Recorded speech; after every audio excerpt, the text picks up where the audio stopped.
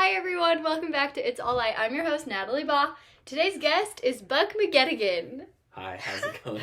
And he's good friends with me and my roommates, and so he came over, and I was like, do you have your laptop? Because usually I record it side by side, but he's here with me.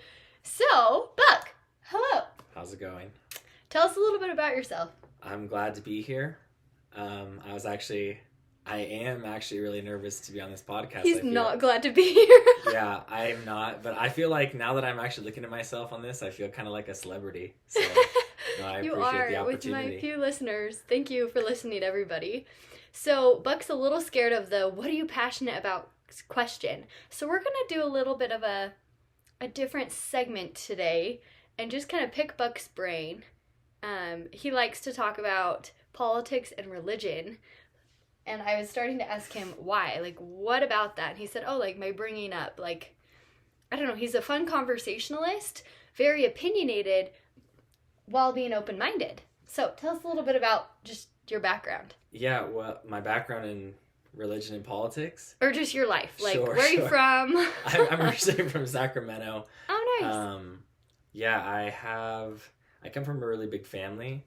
How big? Well, there's 6 kids in my family, but my mom's one of 12, so... Wow. Yeah, there's a lot of cousins on my mom's side. And what number are you? 37. Or in my family? Uh-huh. I'm 2. Number 2. He's the second oldest of 6 kids. Yes. Okay. Yeah. So you grew up with a lot of cousins. A lot of family. Yeah, and they all kind of lived around me, so... I grew up in Sacramento. Just... That was about it. I mean, I was there until I served my mission. And where'd you serve? Portugal. I served in Portugal. Portugal, wow. Yeah, and then after I got home from my mission, I lived in China for a little bit. Why? And, I just went there on a whim, honestly. What? I didn't know this. See, this is why we do these, Buck, so we get to know people and their stories. This is your story. Yeah, this is my story. Unfortunately, it's probably a little bit too long to go into details. But wait, so why China, though? I don't know. I think I just wanted to learn Chinese. I thought it would, maybe present some good opportunities later on in the future, and so I moved there. I remember my mom asked me if, she's like, you need a visa to go. I bought my ticket 2 weeks before I left. And holy cow. You need a visa to go there, and I was like, yeah, I have a appointment scheduled in San Francisco at the consulate or whatever. Wow. So yeah, then I went there, and So did you get a work visa? How'd you do that? No, I had a traveling visa, and I had no plan of what I was gonna do. Wow. That's stressful. Yeah, I mean, looking back, and it was a total miracle that I even got there and was able to stay there. I stayed there for almost a year the first time. Almost a year? Yeah, it was pretty the long. first time. So you've lived in China again? Yeah, I did an internship there later in supply chain and went back. Where did you graduate? Where'd you graduate? College? I actually have had 2 classes left. I'm supposed to go to BYU, Idaho, but I've had 2 classes left for 4 years. Maybe. In supply chain? No, information technology. Whoa, okay. Yeah. Okay, so mission in Portugal, you speak Portuguese, then did you efficiently learn Chinese? I mean, yeah, I can speak Chinese. No way. It's not like Spanish or Portuguese where it's you can, I don't know, I feel like there's a lot more language in Chinese, there's reading and writing and stuff, and so it's can I write? Right. I can do a little bit. I can do a little bit. I'm pretty good at reading, but I'm a lot better at speaking than anything. Well, that's cool. So. Okay, so you came back from China, and then what? Came back from China. The first time when I came back from China, I was probably I think I was 22. It's 20. I was 22 when I got back, and I've been trying to get married for the last 8 years. So, nice. No dice, but working on it. Okay, we're gonna pivot real quick. What's your best dating advice? Oh, this was our episode 2 weeks ago. I don't know. I'd say, I don't know if my best dating advice would be get married young. Honestly, same. Get married. If you find someone and you're 22, marry them. Yeah, now I'm old and stubborn, so it's How old are you, Buck? I'm 30. Buck is 30. Yeah. Single, ladies. Yeah. And I'm super stubborn, so if you're looking for a stubborn 30-year-old. They're probably stubborn too, I'll though. put my plug in there. We're all picky in our own ways.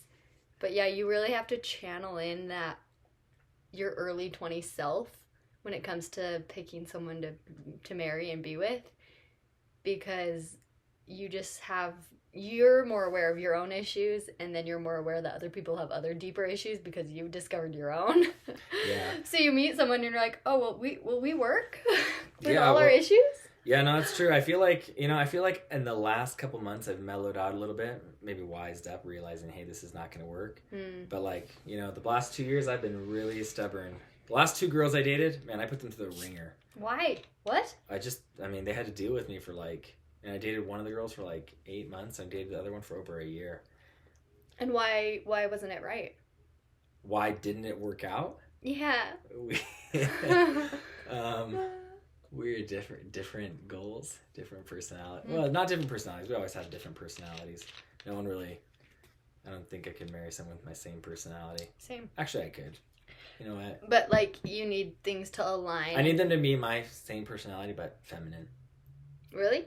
Yeah. So, in your point of view, didn't work out. It's usually some form of compatibility. Oh my gosh. Some form of compatibility, or how did you feel? You just felt it wasn't right? You felt like something wasn't working, so you ended it? Well, no, it wasn't like I wasn't, I don't know. I wish I could say that it was more like a spiritual thing, I didn't feel like this was going to work out, but I just logically, I'm like, this is not going to work out. Logically, interesting. They wanted, it's like, this is not the case, but if a girl says, I don't want to have kids, and you say, I want to have kids, that's a logical reason. It's not going to work out. No, I think that's happened to lots of people. Yeah, so just differing opinions, right? And what you want out of life. Yeah, and but I think I'm a little bit too strict on some things. So I'm kind of lightened up a little bit. So hopefully Can we know what those things are, Buck? If too personal, I totally get it. Yeah, no, in a general sense, I'm very family. Well, let me see. How do I put this? You grew up with a lot of family. Yeah, and meaning you want a lot of family. Yeah, and I wouldn't even say that. I'd just say I'm just. I don't know if I'm cautious about who I marry and what their goals are, and so, I'm very opinionated on the way I want. I'm a lot of stuff I always talk about. Okay, you know what? I'm gonna try and articulate this. No, you're doing a good job. A lot of the girls that I've talked with, I always talk about kids and kids you're gonna have, and how you want to raise your kids. And some people have, they don't take that much thought. And when somebody says oh, I guess I've never really thought about this, I'm like, well, these are your kids. These are gonna be our kids. What do you mean you never thought about this? A plug for the other side though. It's you don't know till you have them. You have an idea of how you want to raise your kids. But, you won't know until you're in the moment of, oh, how do I want to raise this baby in my arms, No, I don't. You can have your foundation, for sure. That's what I mean. If a girl's like, well, I never really thought if I wanted to raise my child in, a gospel setting. I'm like, what do you mean you never thought about this, right? Oh, see, for me, I feel like I grew up in a gospel setting, and that's just the world I live in. So that's, naturally, I'm going to raise my family with as often as we can family prayer and family scripture study. But obviously we're not going to be perfect. If it's once a week, great, Yeah. It's just the striving. That's all. Well, that's what I mean is I feel I think that there's a lot, and maybe this is, I don't know. I feel like there's a lot of different ways to, I'm more I'm more passionate, I guess you could say, or more. I know I said it wasn't. Ding, passionate. ding, ding, ding, ding. I know I said I wasn't passionate, but no, that's what I mean. Is I'm passionate about that kind of stuff. It's hey, it's what matters to you. Yeah, and so when somebody is telling me hey, we're talking about kids and how we're gonna raise kids, and then somebody says oh, but this is also important. I'm like, look, there's few things that are gonna be more important than my children and my family and my wife, and so when somebody's oh. Imagine you're I don't want to give you a bad analogy, but so I won't give you a bad analogy. But that's what I'm saying is that's kind of how it is my children and my family and my wife, they're at the top, and so when somebody wants to bring in a something that's not in the same nature, I don't know what to say. You need that to like strictly align. Like with if your you have like a beliefs. couple of things and someone like I'm trying to think the best way I can put it is like from a male's perspective, right? If they say like, oh yeah, my top priorities are God, my wife, my family, my kids, and football. It's like, okay, one of these things don't really fit in there, right? For me at least, right? And so Football. right, and that's what I mean is like, people are like, when you're dating a girl, maybe she'll say, oh yeah, the three things that are most important in my life are God, my family, and Lake Powell. I'm like, okay, right? You I kind love Lake Powell. yeah, and you just kind of like go, oh, like how important is Lake Powell to you? And they're like, well, let's just.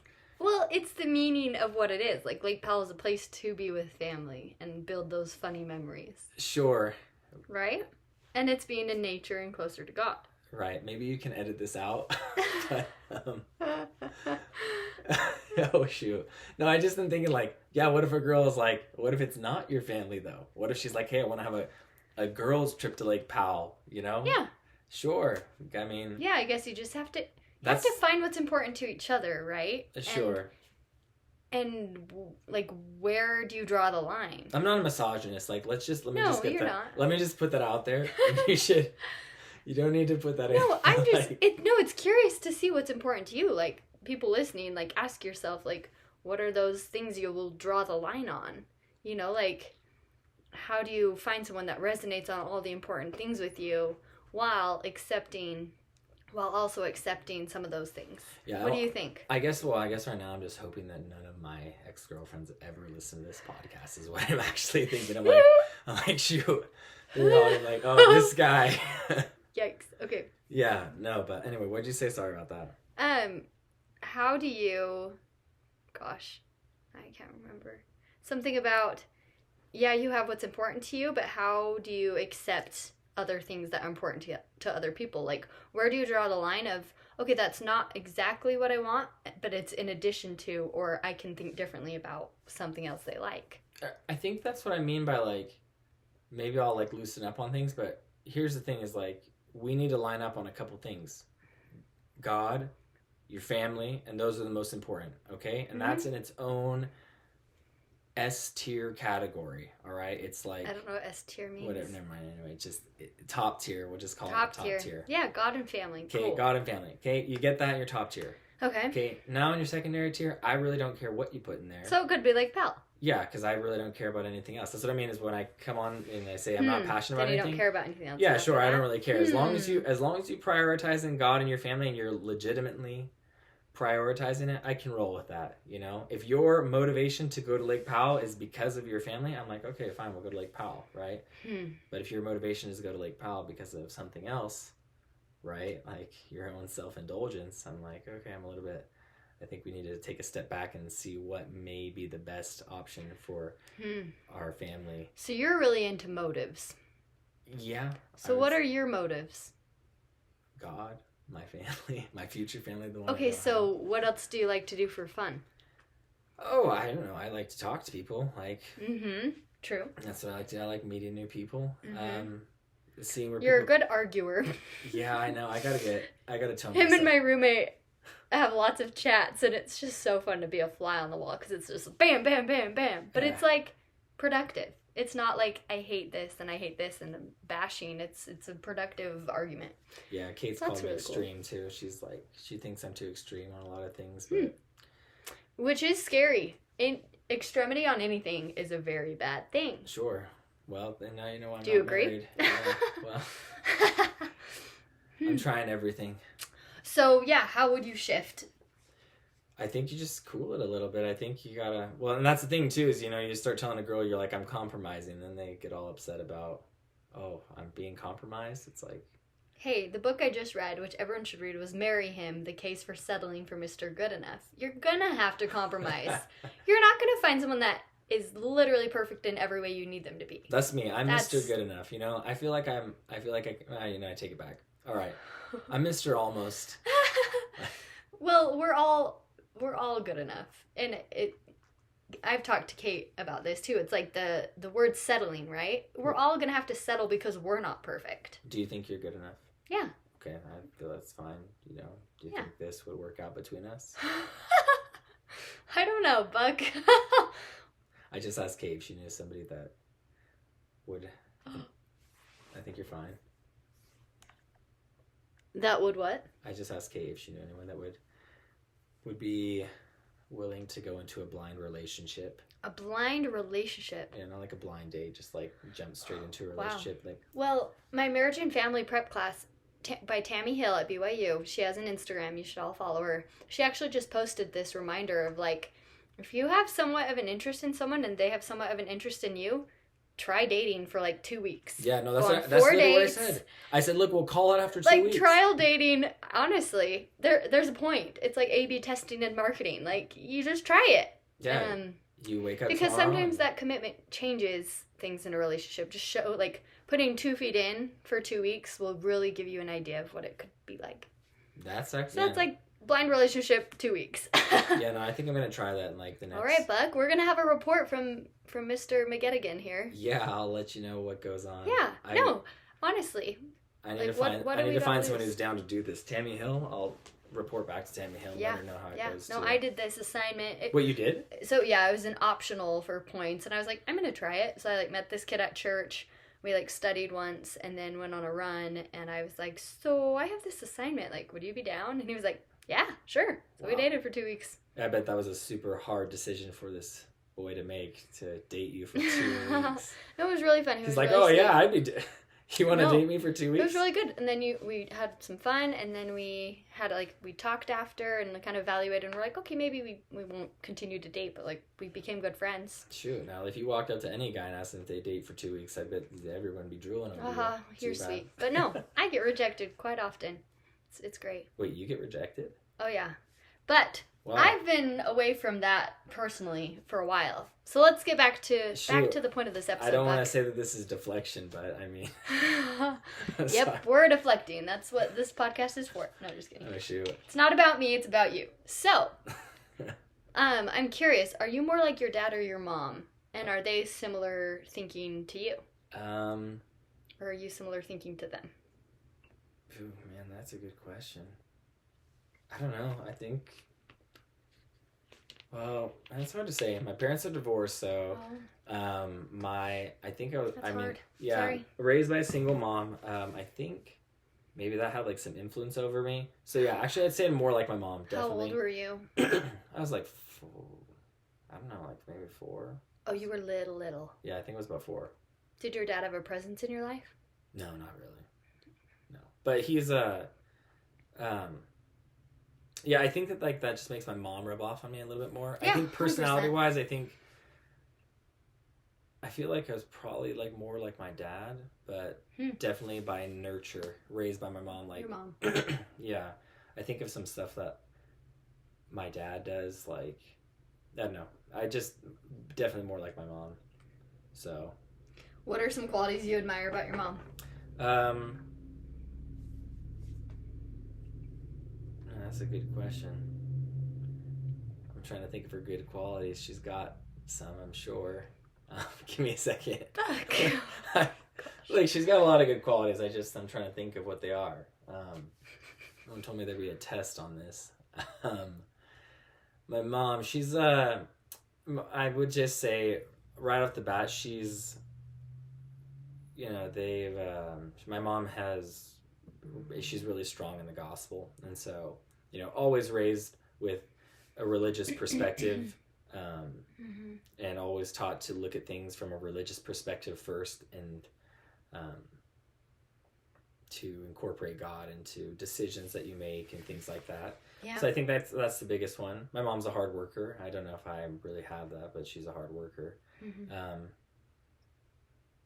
My mom is also, I think, I'm thinking of her good qualities. My mom is like antagonistic. Okay, my mom's like likes to tease people. I feel like, and I feel like I've got that quality. But yeah, I don't know if I'd consider it a good quality. So cool. So that's a little more context with who you are.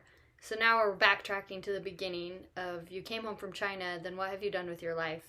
We're just like slowly piecing Buck together here today, you guys. That's okay. Yeah,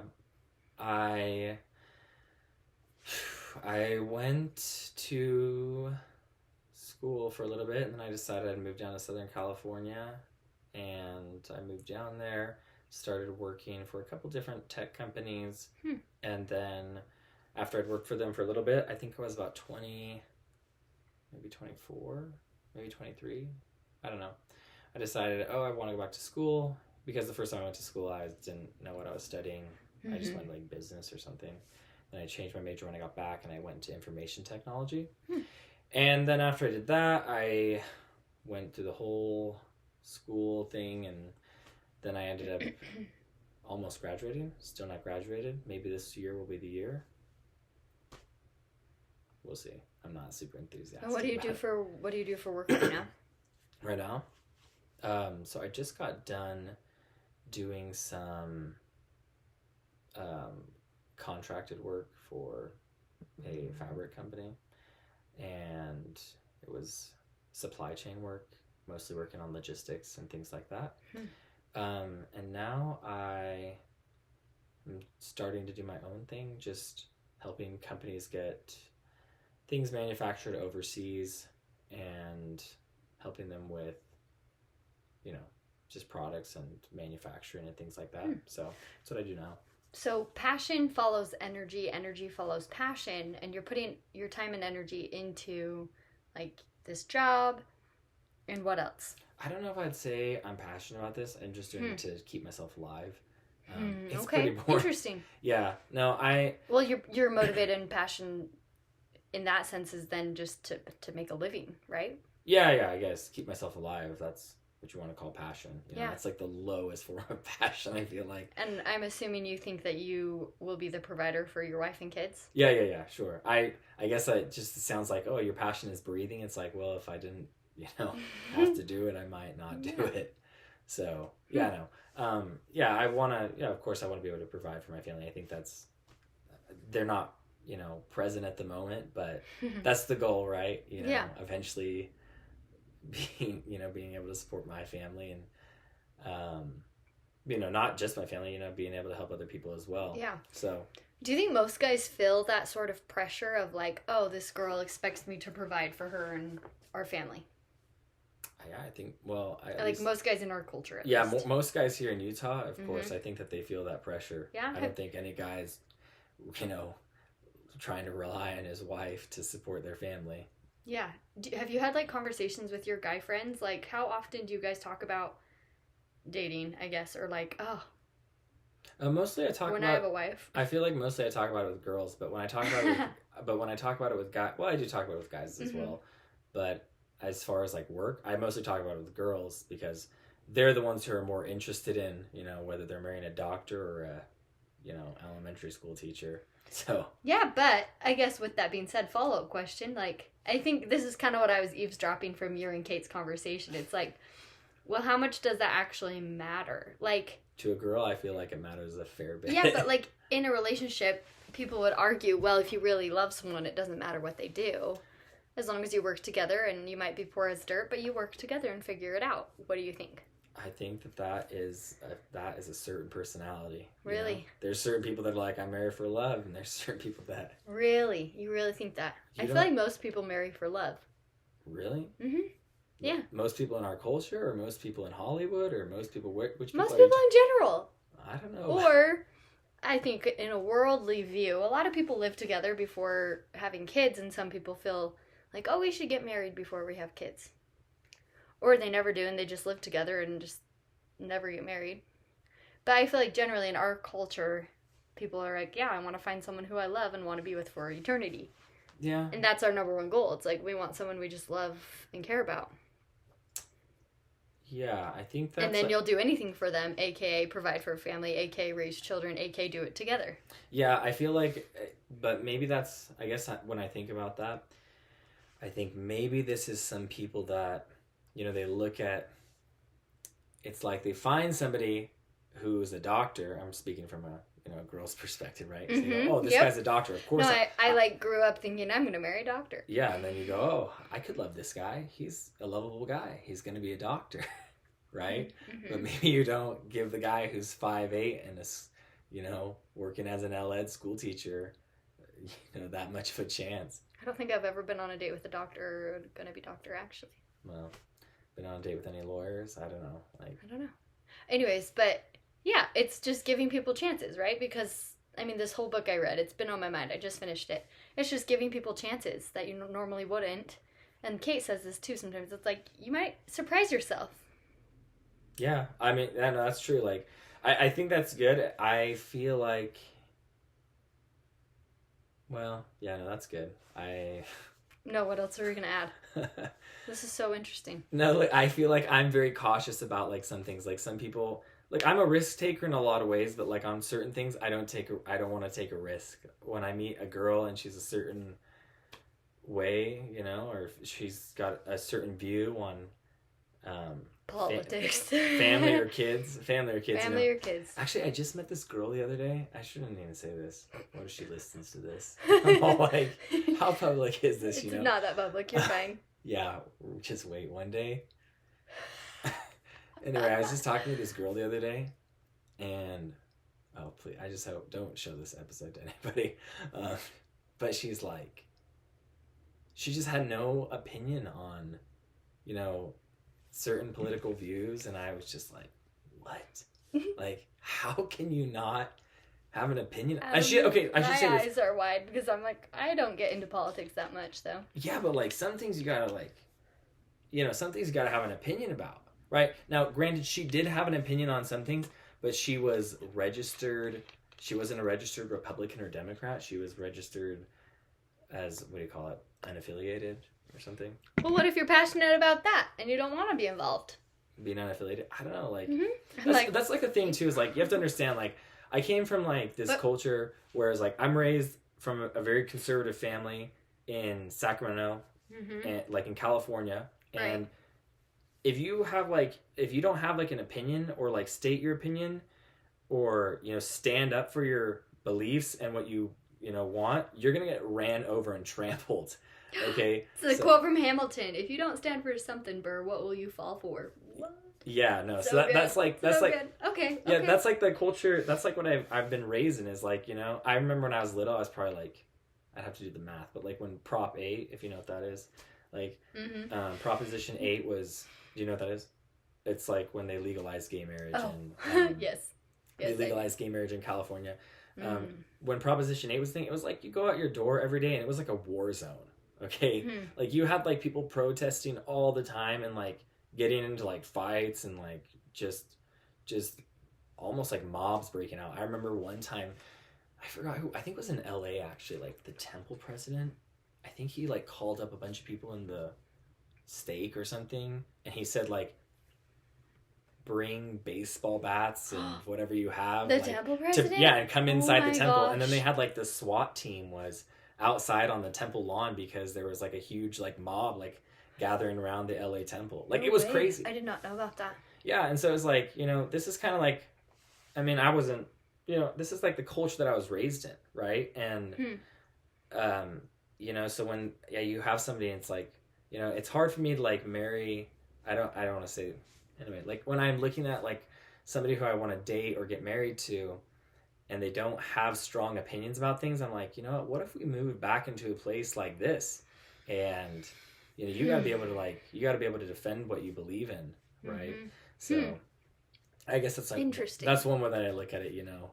So usually with people who don't show that type of characteristic or values, you're kind of like, well, okay, not them. Well, look, I'll give you a little bit of taste of like politics that I talk about. Oh so gosh, like, here we go.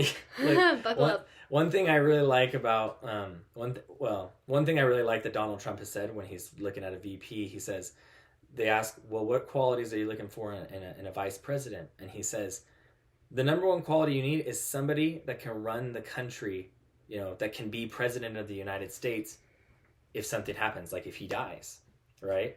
And I feel like that's a really good. Yeah, I feel like that's a really good quality, and I feel like that's the same that you look for, like in your wife, right? It's like, if I were to die and I had kids and a wife, like you need somebody who can take care of your family and make the good decisions when you're not there, right? And so I look for somebody that, you know, upholds the same things that I uphold, because, you know, at least in a majority of the decisions, because if something were to happen to me and I was to die, right, like So what would you disagree on? Like, what are some things that are okay to disagree on? I mean, where you want to go out to eat? Sure. My wife can choose that for the rest of her life. Or what if there is differences on how you raise your kids? Well, I mean, I guess that just depends on what differences you're talking about, right? Like, let's see. Like, yeah, there's always going to be differences, right? Like, maybe your wife wants to move to a certain place and you want to move to a different place. Like, yeah, there's always like stuff like that, which you can disagree on things like that. Yeah.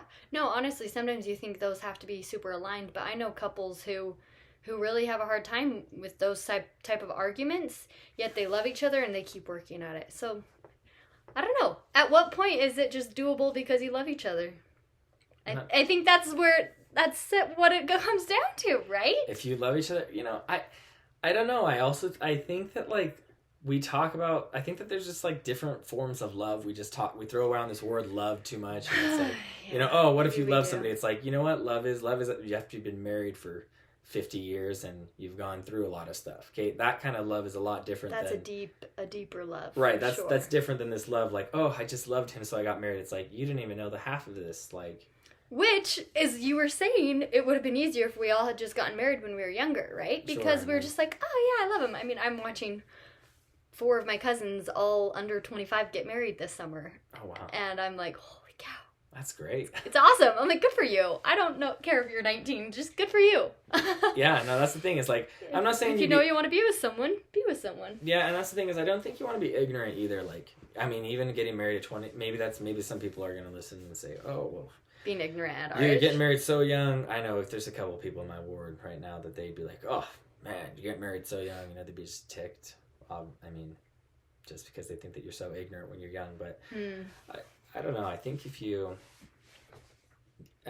were, base your marriage on the right principles when you're younger and you grow together, hopefully it works out. Yeah, so then being older, it's just finding those principles being sound with the other person.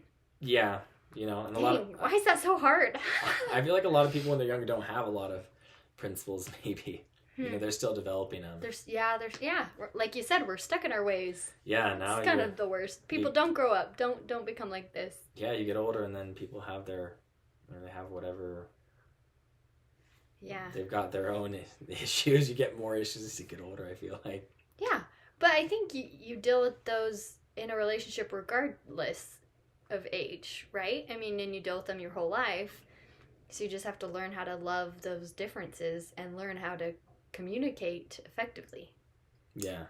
Especially your difference of opinion, right? Yeah, but and accept the other person's. Well, I think love is acceptance. What?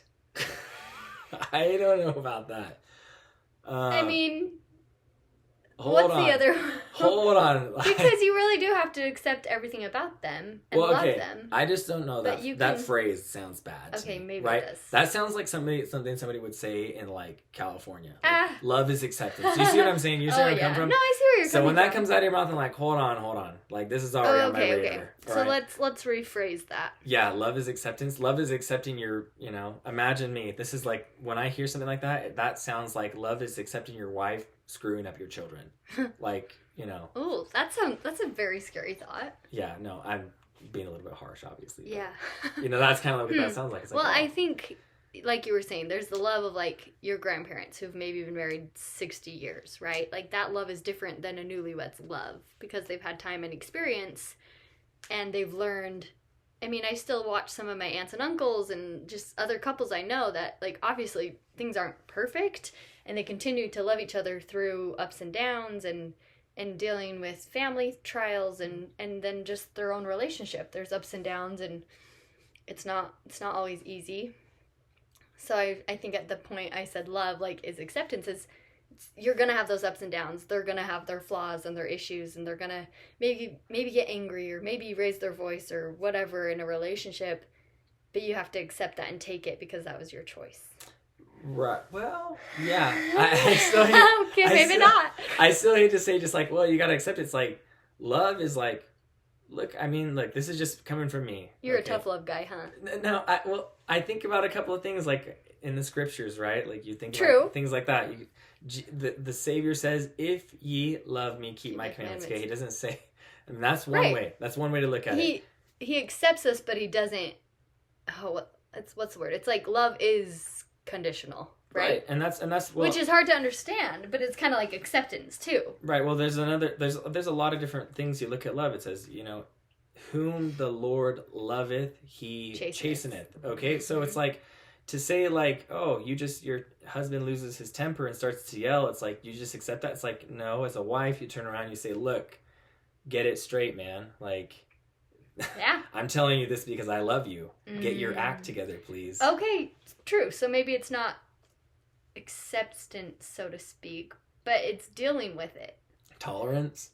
Yeah. Maybe that's what I meant by acceptance. Sit there and like, I think there's... Give feedback, though. I think that feedback's helpful when there's that foundation of love. Right. And, I think it's at this point, it's like semantics, right? It's like, there's a talk by Elder President Oaks, and he says, it's entitled like, Where Love and Tolerance Meet, or something like that. Yeah. And it's like, yeah, there's like a line. It's not like, oh, every time it's like this, and every time it's like this. It's like, there's a place where these things meet, where you are tolerant of people, right? And you do show that kind of patience, right? And that because love. You're going to meet people throughout your whole life that have different opinions than you do, right? And then there's another point where you let them have it.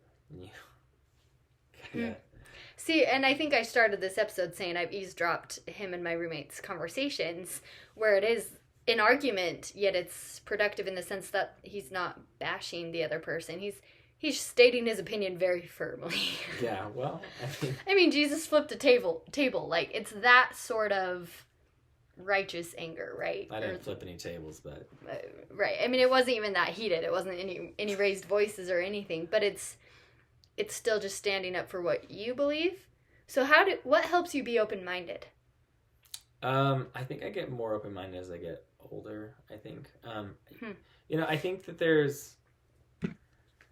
I think being open-minded, you understand where people come from, and what helps me be open-minded is when I make mistakes, right? And I'm like, oh, because a lot of the stuff, I mean, I try and practice what I preach, but that doesn't mean I'm perfect, right? And so, right.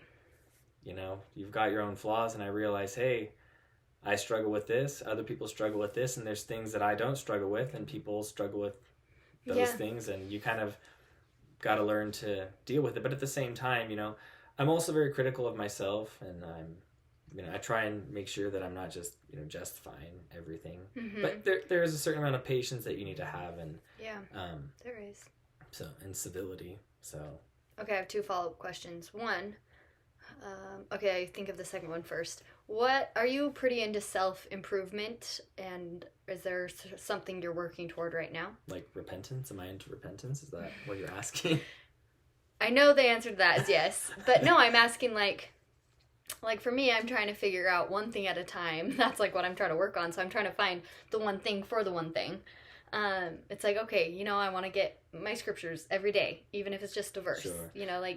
Or I want to improve on a Christ-like attribute, or doing my calling, whatever. Yeah. That type of stuff. Yeah, I love to work on myself. But how do you do it? Do you pick one thing at a time, or is there something specific you're working on right now? I think that I tend to bite off more than I can chew. And then maybe I'll chisel it down from there. I'll say I want to work on 100 things, and I realize that I can't. And then I go back and I go, okay, these ones are the important ones for now. And I'll work on them and see which ones can... I think more recently it's which ones are more relevant to my situation in life at that point.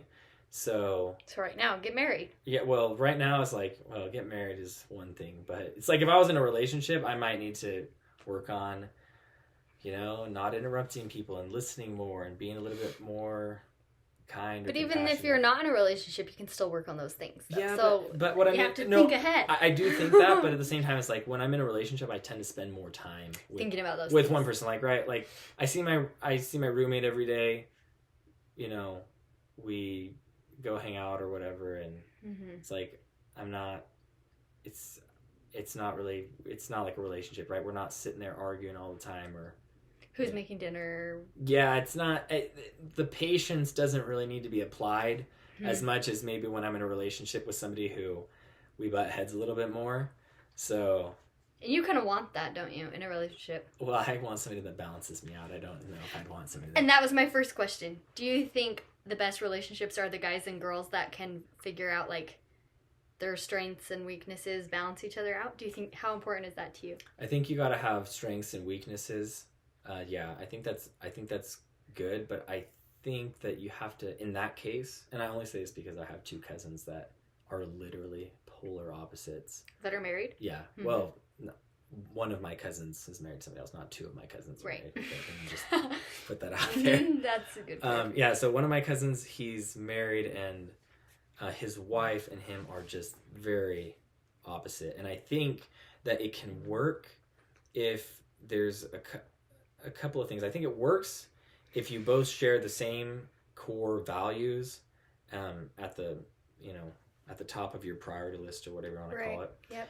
And then I think that it will thrive if you can have the other person maybe not teach, but like learn from the other person and learn from their strengths. Yeah. Because basically, I'm looking at this relationship, and one of them, has a lot of strengths in one area. And if the other person could absorb that, they would become so much better in all aspects of their life. And the same goes for the other person, right? If you can just adopt those qualities and learn from them. So I think But I feel like that might take a lifetime. So that's why you need to be careful about who you select as your eternal companion, because that helps develop the soul you become. Well, the reason why I also say that too is because if one of them dies, it would be very interesting. You've said that like 3 times this episode. It's kind of morbid. What, if somebody dies? I'm just thinking like, hey, if you want to... I just think like if one of them dies, it would be... The balance would really be offset at that point. Are you right-brained or left-brained? I'm sitting here doing that thing that shows where your thumb goes over your hand. No, not that. This. Just clasp your hands together. Oh. Yeah, you're right-brained. I think I'm the logical brain. That's the left brain then. I'm the left brain. I don't know how accurate that is, but yeah, it's interesting, just like your thought process in all of these things. I think that's why I wanted you on the podcast, is because it was fun to kind of sift through your mind and how you think, because it is different than a lot of people, in my opinion. Oh, well, shoot. For better or for worse. I'm just kidding. Yeah, for better. Okay. Everybody's unique. I think that's why I love this, is because I never know what I'm going to learn from someone. And it's really cool to see what comes out. I mean, you said you didn't really know what we were going to talk about, and look at that, 42 minutes. Yeah, well. Yeah. All right. Do you have a favorite quote to end on that just, like, lives in your head? A favorite quote? No, I don't know if I have a favorite quote. That's I don't know. Why can others benefit from learning how to be more like you? I don't know, but I don't have a favorite quote, but I do have one that I really like. Okay. I'm trying, I don't know it that well, so We can Google it if you need. I'll tell you what it is. You can get me on this, but it's by President Eyring, and he says, "It is hard to know when we have done enough for the atonement to take place and change our natures." So it's something like that. Whoa. That's it right there. Uh-huh. Dang. It's from April 2007. Yeah, it's a good quote. "It is hard to know when we have done enough for the atonement to change our natures and so qualify us for eternal life." Yep, that's it. I like that. Why do you like that?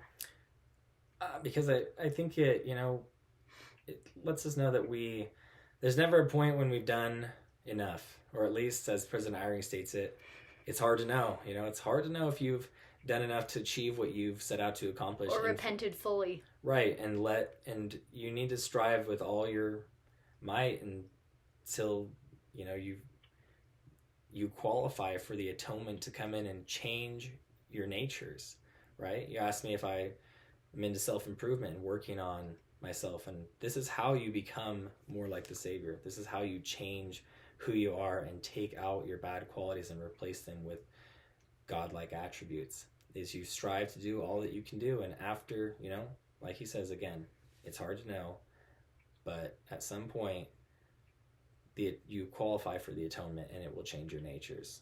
So we just have to keep trying and let the atonement of Jesus Christ change us. Yep. I love that. Well, I think that sounds like a good wrapping up point for today's episode. Everybody, thanks to Buck McGettigan. What's your middle name? Well, Buck is my middle name. Oh, Daniel's actually Daniel Buck McGettigan. There you go. Anyways, I'll tag his information if you want to reach out to him, and we'll talk to you all next week. Thanks so much. See ya.